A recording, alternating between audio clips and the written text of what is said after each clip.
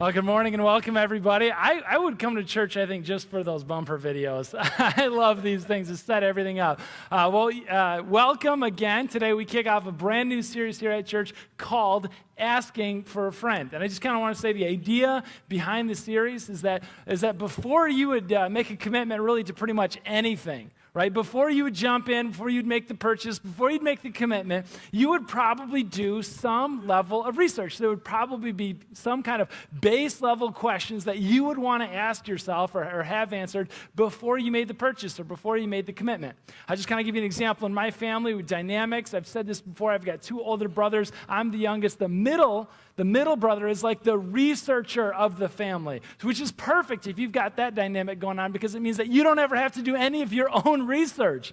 True story, when my washing machine started leaking this oily lubricant out of the bottom, I'm thinking, I'm not a mechanic, but that's not a good sign. I know that this thing has only a very limited life left in it, and to buy a new one, because it's 12 years old and it's the cheapest one that I could find when I bought it, but to buy a new one, I'm like, I need to do some kind of research on this one, so I text my brother, the researcher, and I say, hey man, I need a new washing machine. I know you must have bought one at some point. What's the deal? What should I purchase? And he texts me back, he says, I don't know, man, I just went to the store and bought one. And I'm like, no way. I check my email, and he starts that off with just LOL. Here's my notes. And it's just pages and pages comparing top models with features, with price-based, built right into it. And then he's got the customer reviews, consumer reports, just all of the research all combined right there, all together in one place. And I'm pouring through all this thing and just give me the executive summary bottom, which one am I buying? And of course, I just go ahead and buy that one. Now, I read through this research, or at least just the end of it, because it's a commitment to a washing machine. Now, think about it for just a minute. Before some of you are making a commitment to eternity, before some of you are making a commitment to God and your belief in Him and who that is, before some of you are making a commitment to the way or the framework in which you live your life, don't you think it requires some level, some kind of questions to ask before you make a commitment like that? And that's what this series is about, of asking some of those questions. Because chances are, I think, that you have some questions that maybe you're too embarrassed to ask. Maybe you think they're silly questions, right? Maybe you think that because you've been coming to church this long, you should probably know the answers to these questions already. And so what we want to do is say, hey, don't worry about asking those questions. We'll ask and answer some of those questions for you so you don't have to. Or maybe the possibility exists that you're going to go to the job site tomorrow, or you're going to go to the classroom tomorrow, or you're going to go to the office tomorrow, or you're going to talk to your kids this afternoon, and they're going to start asking you questions because they know you're one of those Jesus-y kind of people. They know you're one of those church type of people, and they start firing off all of their questions, and it's almost immediately you are way out of your depth, and you don't have good answers. And so I just want to say, if you don't have good answers to those questions, I don't know, let me get back to you, is a fine answer to give anybody. It comes from a place of honest humility. But if you're one of those people in those conversations with a friend or neighbor or coworker and you don't have the answers to those questions, again, this is a great series to invite them to and say, hey, come on and check my church out. We're asking these questions together as a community.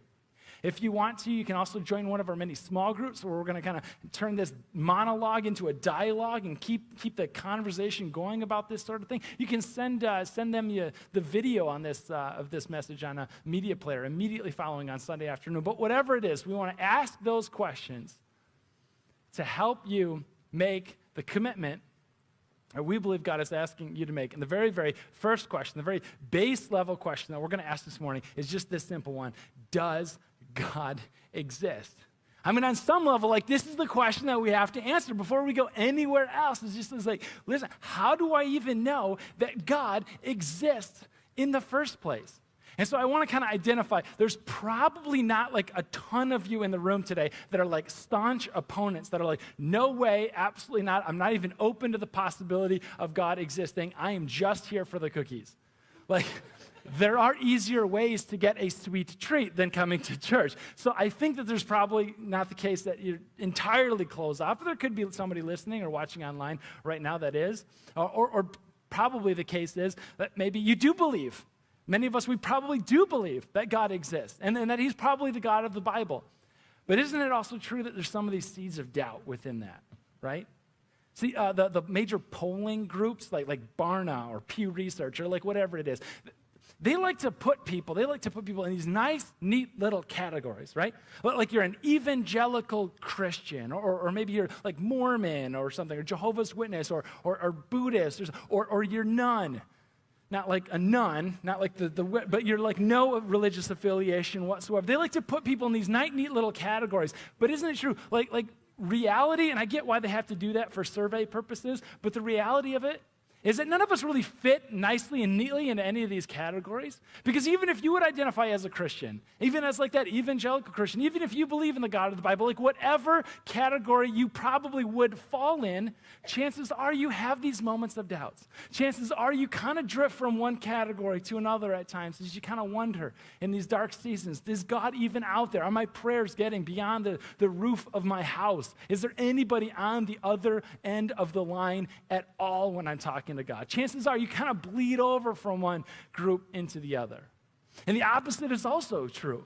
That I also know many of you who come to church, and this is one of the things I love about Encounter, many of you come to church with these questions. And you're like, I'm not even sure if God exists. I have deep reservations. In fact, I know there's a lot of you who would say that honestly, when push comes to shove, and if I had to make a decision right now, whether I think there's a God out there or not, I know there's many of you from conversations who would say, I don't think so. I'm still going to keep showing up for worship. I'm still going to keep exploring. I'm still going to keep asking those questions and demand good answers, but I just don't think so. And even if you would be identifying in that one category as the religious none, not taking any particular world religion at all, even if you would identify in that category, isn't it also true that just bleed over into some others? That there's moments when you actually find yourself doubting your doubt. When your back is up against the wall, or you need help with something, or you need an answer to prayer, or something like that, isn't it true that even though you would also say, like, I'm not even sure if I believe in God, there are times when you absolutely need help that you reach out to something out there because there's a part of you that doubts the doubt. That's what I'm saying, that there's bleed over between all of these categories. And the third one that I want to say is some of you are here, and it's like Last Chance Sunday. Some of you have prayed a prayer this morning coming to church with something like this. You're going, God, this is it. This is one last shot. This is your last opportunity. God, I need you to show up this morning or else. And you haven't really maybe defined what else is, but at the very least, what else means that you're giving up. You're saying no more. I'm not going to keep asking the questions. I'm not going to keep coming to worship. I'm not going to keep reaching out to my Christian community. I'm just done. And before you walk away, I just think it's critically important that you know what you are walking away from, and you know that you're walking away from what you intend to walk away from. I'll give you an example of that last point. I heard a story some time ago about an old man who's meeting up with a young mentee of his that he hasn't seen in quite a while. And he's heard kind of through the grapevine that this young man, this young mentee of his, was a believer, a Christian, and he has given up on that faith. You know, it's just too much of life that he's seen, and so he's like, no more, I'm done with this thing, and he's just ready to chuck it, right? And so the old man kind of gets together with this young guy, you know, and he sees that he's experienced like way too much of life in this short life that he has lived, and he's angry, he's upset.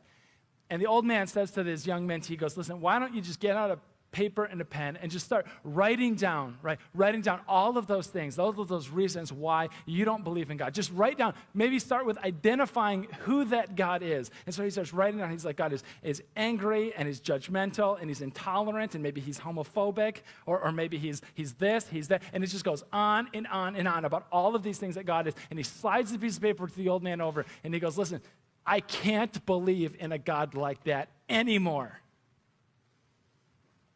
All right, the old man looks at it and he goes, I understand completely. And adjusting his glasses, he looks at it again and says, listen, I wouldn't believe in that God either. And he says, can I tell you for just a minute about the God that I do believe in? Can I tell you for just a minute of the God that I believe is the God that the scriptures tell us about in the Bible? The God that those first witnesses of the resurrection pointed to and said, this is the God. Can I tell you about that God? And he goes on from memory, quoting 1 John 4. And starting off in verse 7, he says, "Dear friends, let us love one another, for love comes from God. Everyone who loves has been born of God and knows God. Whoever does not love does not know God," because 3 key words: God is love. Church, this is so important. If I could just speak directly to maybe some of you who are like 1 foot out the door, you're just ready to be done. And you're ready to be done because if you were going to make a list of who you believe God is, based on what somebody told you about one time, or you're going to make a list because who God is based on what you see in the news or what somebody on a stage, kind of like this one, and I realize that I'm part of the problem too, because of the hypocrisy that you see in Christians and the church and everything else, if you're going to make a list of who God is, and I just want to say, if that's you, like, go back to the source and go to John and say, this is a guy who lived with Jesus, who slept feet away from Jesus for like 3 years. And say his conclusion was not only that Jesus was God, but that God, Jesus, was love. And so if you're walking away from something that you don't identify as love, first and foremost, I don't think that's the God of the Bible you're walking away from. I don't think that's Christianity you're walking away from. I think it's entirely possible that somebody sold you something with the name Christian slapped onto the front of it, and you're saying, no way, it's not love, I'm walking away. And I just want to say this and be super clear. You have every right to walk away. In fact, you should walk away from something like that. Now, this is John who's telling us that God is love, which is a really important distinction, right? Not that God loves, we see that elsewhere in Scripture. We see that with many of the other eyewitnesses to the resurrection power who say, listen, God, he loves, for God so loves that he did something. He gave his one and only son. No, God does love, but he also is love, which is an important distinction. Because God does a lot of things, as story told to us in the Bible, right? God creates, God rules, God reigns, God judges, God disciplines. But we don't say, and none of the eyewitnesses say that God is creation. No. God is totally, clearly separate and distinct from the rest of creation. He loves this creation. That's why we now do compostable lids here at Encounter. There's no applause or anything for that. You're like, these don't go on, right? He loves creation, but he is not the same as creation. But we don't say that about love, because God is actually love. He loves, but he also is love. He creates, but he isn't creation, which the distinction means that everything that God does from that point on is done out of love, because he is love. So he creates out of love. He reigns and rules out of love. He even judges and disciplines out of love. In fact, John ran with this so intently that according to the church tradition and early church fathers who wrote down some of those stories, they're not included in the Bible, they're more historical documents. But they said John, being one of the original disciples, was the one that lived the longest and the oldest. Many reports say that he lived to the ripe old age of 99 years old. And can you imagine the life expectancies of the first century meeting somebody who's 99 years old? 99 years of wisdom to gather from a person like that. 3 of those years lived, literally getting dirty from the dust of the feet of Jesus walking behind him. And John, he lives in this old age, he lives in Ephesus, the city.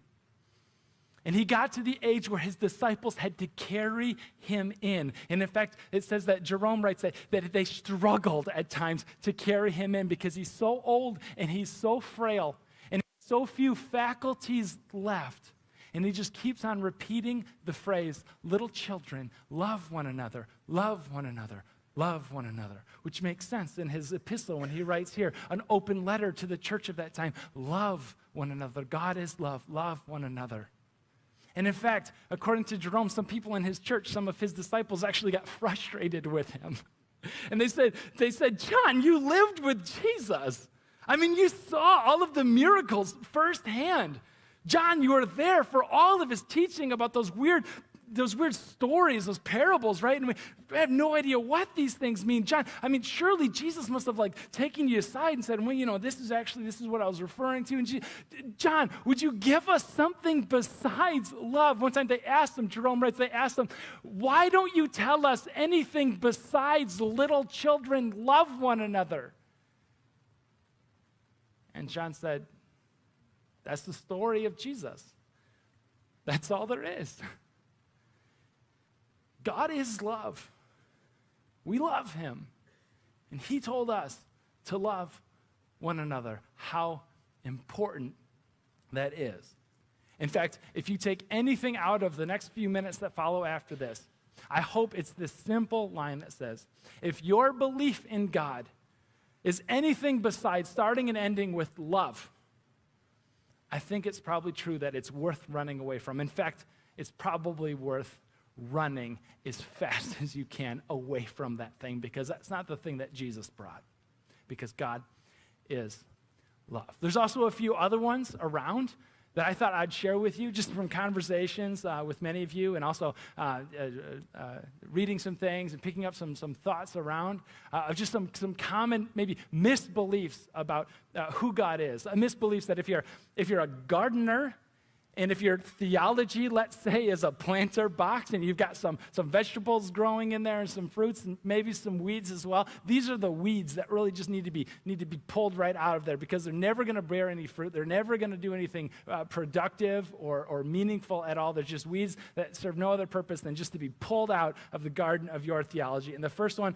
that I want to reference to, the first one that I want to introduce to you is the Sidekick God. Is it some of you grew up with this? Some of you are introduced to the Sidekick God. You know the Sidekick God? He's the Robin to your Batman, right? The Samwise to your Frodo. He's your donkey to your Shrek. This is getting weird. I mean, you get what I'm saying, right? He's the one who's always there to bail you out no matter what. Right? He's there because you're going to find yourself, you're going to get into a little bit too much trouble taking on the supervillains of your life, and the Sidekick God is the one to make sure that to swoop in at just the last minute and pull the lever or do the thing or call the help, whatever it is, to bail you out when you need it most. And some of you are introduced to a God like this as a young age, and saying, when you need help, I mean, the Sidekick God is the one to go to no matter what. And I remember, this is kind of embarrassing to say, but we're talking about silly questions and things that we do, so maybe you can relate to some of this. I wouldn't stand by it today, but I remember as a college freshman, I spent a semester, a couple of my professors, you have to know, a couple of my professors said, you don't have to turn in the course papers until the final day of class. So what do? I have a great semester and a terrible last few days, right? It's like, Mom and Dad, thanks for helping pay for that experience. It was a great semester. Terrible last few days, because it's no sleep, right? And I'm I got 5 course papers to crank out in the next 72 hours, and I'm just coffee and typing, right? Trying to get everything out.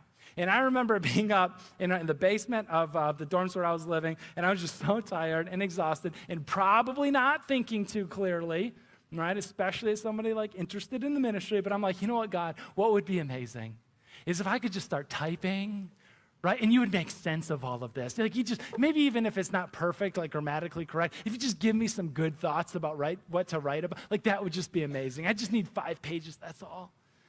I'm not asking for an A. But I got a scholarship, so anything really above a B- would be sweet. So I offer up one of these Hail Mary kind of prayers, and I sit down. I just start I'm like the cat gif in front of the keyboard, with the glasses, just banging away. You get it. That's my favorite. And I get down. I just crank out 5 pages, right, of just gibberish on the thing. And I finish my prayer, and I open and look at it, and there is not a meaningful word on that page. There wasn't even a word on there. I don't think I hit the A or I button at all, right? It was that bad. And I think clearly I should have specified English, not angelish. We'll come back to that. That's my sidekick God, the God who's there just to bail me out. Right? But if I'm honest about it, if I say that, no, God is love, isn't it possible from that starting point that the sidekick God doesn't actually exist, and he's not going to bail me out because, listen, he loves me enough to make me do my own homework. Like, he loves me enough to help me see beyond myself. Now, the ante gets upped significantly when you start to think about some of the bigger issues. Some of you maybe with a girlfriend or a boyfriend. Some of you who are entirely confident, right, that the direction of this relationship is heading. I'm not going to say wedding bells in a chapel. It's 21st century, probably a barn somewhere with Pinterest. And you know it's going there. And then they say, after dinner, we need to talk about some things. I think it's time to break up to see other people. And they already have been. God, how could you? In whatever image that you ever had of a sidekick God who's there to take care of you and bail you out when things got hard, that image is just shattered.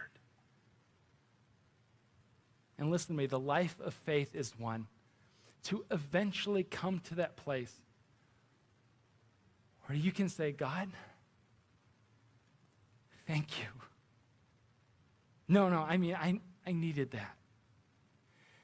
Thank you for not allowing me to think for the rest of my life that your sole purpose was to serve me. But that one of the things you're here to do is to serve my highest interest, even though I'm not going to like it at the time. Like if your image of a sidekick God just isn't cutting it anymore and you feel like you want to leave, leave. Because that's not the God of love. That's not the God that John told us about in 1 John 4. And since we're talking about relationships, the other one that I wanted to share with you, this one comes, and I'm just going to say, totally rip this off from an author and a preacher down south, Andy Stanley. He calls this the boyfriend God, or maybe the girlfriend God for you. The boyfriend God or the girlfriend God is the God who's always there to make you feel good. Is the one that's always there to make sure that you experience and you know his presence and his closeness. And it's those times when you kind of walk away or like step outside and all of a sudden you can't totally feel him or experience him anymore and you think, where'd he go? Boyfriend God or the girlfriend God, they left me because I don't feel connected, I don't feel close anymore. And I kind of want to say, like, sometimes in the church, I'm just going to own this, okay? Sometimes we just walk right into this one. Sometimes it's the case, the way we do some things around here sort of start to suggest that God maybe isn't the deity of the universe, but he's your boyfriend or your girlfriend. What I'm talking about, and I'm just going to be super transparent and blunt, sometimes worship songs, sound a little bit like a romance song or a love song and not a worship song, right? In case you disagree, I'm going to play a little game. The game is called Worship Song or Love Song. Lay back against you and breathe. Hear your heartbeat. This love is so deep, it's more than I can stand. How many think love song? Put them up. Got a couple people. Worship song. Awesome. This is about mixed, 50-50. That, in fact, is a worship song. It's Carrie Job. My first, my last, my everything, and the answer to all my dreams. How many go with love song? Yeah, it's Barry White, go. Right? Last one here. A sloppy wet kiss. My heart turns violently inside of my chest. Anybody? Worship song? Yeah, you know David Crowder. I get it. Okay. But like the point was like, couldn't it be a love song? I mean, come on. We sort of like walk into this one in the church, right? And I love it. It's cool because we should be head over heels. We should be madly in love with God, right? That's awesome. That's absolutely true.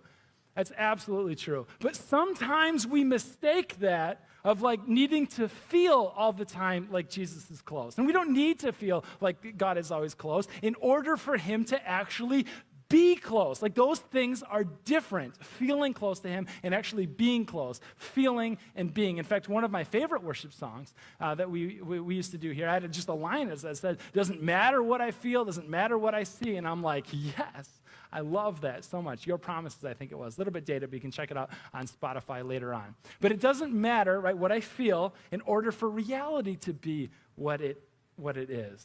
So, for example, when my wife and I were first found out that we were expecting, right? Like I would say that I was going to be a dad, but in a real way, I'm already a dad, right? And now some of you ladies who have gone through that experience, you know it's a pretty hard thing to escape. Like you know 24/7 that you're pregnant, like all the time. On the dad side of things, I don't feel like a dad. I remember going like whole days on end without really feeling any different at all. Right? Like I didn't have to think about it. There was nobody kicking inside of me. There was nobody like pushing on my bladder, making me have to go to the bathroom in the middle of the night. This is getting a little real. But like I didn't feel like a dad at all.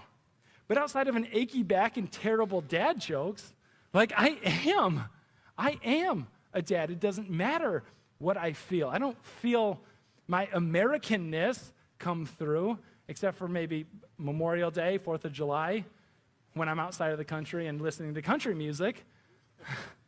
But it doesn't matter how I feel about it. I am all the time, whether I feel that way or not. And some of you need to know because you haven't felt close to God for a long time. And I just want to say, it doesn't matter. It doesn't matter if you haven't felt close to him because he is close to you. He is the very definition of love. If you see or feel any kind of love in this world, he is behind all of that.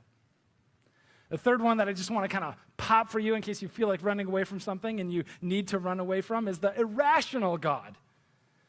This is the one that maybe you picked up somewhere that says that you can't believe in science and you can't believe in God at the same time. Like these things are like mutually exclusive and you kind of have to pick one over the other. And usually it comes out as like the having to pick either some scientific proof-based evidence, or you have to pick like someone's interpretation of the Bible, and they seem to like butt heads, and you're going like, you can't have it both ways, so stop questioning and start believing.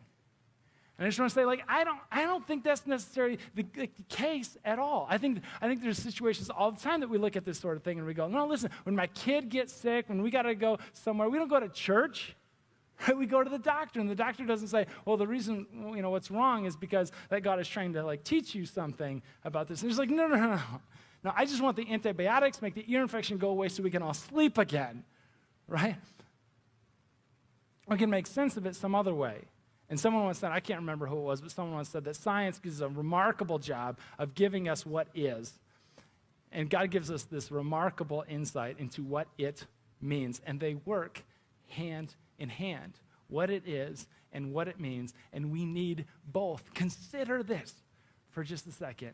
So long as you had the ancients' perspective of who God was, so long as you have this pantheon of gods, that sort of their emotional whims rule and reign over the universe and the entire known world.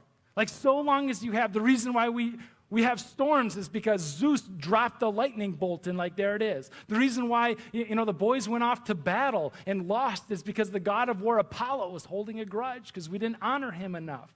So long as you have these fickle kind of gods at the center of it all to say, hey, the reason why sometimes the fire lights and doesn't light is because Prometheus is upset with us. He'll allow it or not allow it. So long as you think that the universe is subject to somebody's whims, there's no science. There's no scientific method.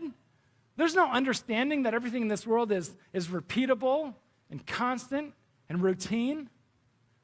There's just sort of whims.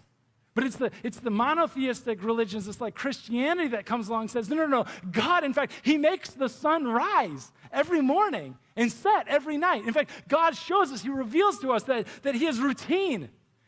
He is constant. He is the same yesterday, today, and tomorrow. And the things that he creates are routine and constant and reliable and dependable. And we can conduct an experiment. And under the same conditions, the things react the same way and the same results happen. And from those experiments, we do these hypotheses and get these theories, and we can start building these whole worlds all around it. And the more we learn about it and the more insight that we have, doesn't diminish our size of God at all, but it expands so much more because we know we discovered what he found out for us to discover. I mean, think about like your phone in your pocket, right? And you're like, I've got no idea how these things work. This is like a magic miniature brick. I mean, it can send photos and pictures and go on. Like, you get the idea. But imagine if you knew how it worked. And not just like a couple of things like, oh, I kind of get how those like chips work on the inside. I'm way out of my depth here. But like, I also know how the software works and the engineer and the design and all the hardware and software, like everything. Imagine you knew. You were like the only person on the planet who knew exactly how every part of this device functioned. Would you then conclude, I don't think Steve Jobs is a real person. I figured it out. No. You would just go, wow, dude. How in the world did you rally all these people together to come up with something like this? And you could probably say the same thing about Samsung, but I won't. I'm just kidding. Right? You learn more about it, and it doesn't diminish the size or the perspective of the Creator, but it expands it that much more. So listen, if you had a sidekick God that you came here with, if you had a boyfriend God, or you had this irrational anti-science God, and you want to walk away, listen, you can walk away. That's fine. In fact, you should walk away, because I don't think that God ever existed in the first place. But on the other hand, sometimes I think you might open the Bible, and it might come to the words of a poet in Psalm 19 and read that the heavens declare the glory of God. The skies proclaim the work of his hands. Day after day, they pour forth speech. And night after night, they impart knowledge. I think there's something to this to say that they're speaking. They're saying something. There's a scientific level, and I think there's a beauty level of it. And the first, on the scientific level, you see some guy, he walks outside in the ancient world, and there's no light pollution. Cities are made of hundreds or thousands, not tens of thousands, not hundreds of thousands. And he looks up at night and he sees the stars just scattered and filled across the sky. And he goes, it's almost as if this world was made just for us. I don't think he's wrong. I got two arguments. The first one is going to be the welcome mat. The welcome mat. And this is a clue for God. This is not a proof. I don't think God gave us proofs. I think he didn't give us proofs because he wanted to cultivate faith, and that's like a whole nother message entirely. But these are just clues to God. Is going outside and you just kind of see and experience this welcome mat kind of creation. It seems just perfect and welcoming and hospitable. There's a biologist, a geneticist, I believe, Francis Collins, who wrote about just all of the constants that needed to exist. He goes, there's 15 of these things. Just imagine 15 giant dials. In fact, they're infinity large, right? They're huge. The 15 of these dials, and these things are like the atomic connection between atoms and things like that, right? There's the gravitational constants, the speed of light, 15 of these things, and they all dials have to be dialed in to like 1 part of a million, or in some places 1 part of a million, and they have to be set just exactly right, simply in order for the universe not to collapse or for the galaxies not to just like pull apart, simply for the fact for life to exist. And I'm saying it's not a 100% airtight proof for God, but I just want you to look at it and see it as a clue of maybe the skies, maybe the galaxies are speaking something, are saying something to you. And you look at this sort of thing, and you look at the odds that it would take for all of this just to sort of exist. Even an unbeliever like Stephen Hawking, he looks at it and goes, when you look at the statistics behind it, sure, there may be religious implications behind it. Because the odds of it just happening aren't just small. they're essentially non-existent. And just look at this from a clue for just a second, right? Philosopher Alvin Plantinga, I love this. He gets a playing card deck, right? And his example is this. He goes, imagine you're sitting down, and as Christians, we would never do this, but you're playing poker. It's just a joke. And your friend is dealing. All right, he deals the cards, and you're playing 5 card, right? So you each get 5 cards, right? And he lays his cards down. And he had dealt himself 4 aces. And you're going, that is rare. You don't have to know anything about poker in order to know that out of this deck of 52 cards, 4 aces were dealt out in 5 cards. You're going, wow, dude, that's amazing. I love that. That's, wow, well done, well done.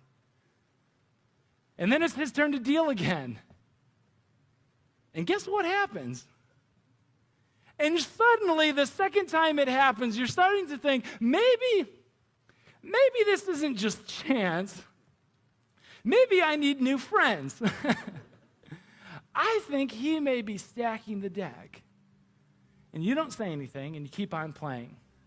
And every time it comes to your friend's deal, 4 aces, 4 aces. And you get to this place, don't you? Not the first time, probably the second time, but you get to this place after the 5th time, the 10th time, the 15th time, the 20th time, it's his deal, and he deals himself 4 aces. These are the odds that we're talking about, and they don't even actually come close.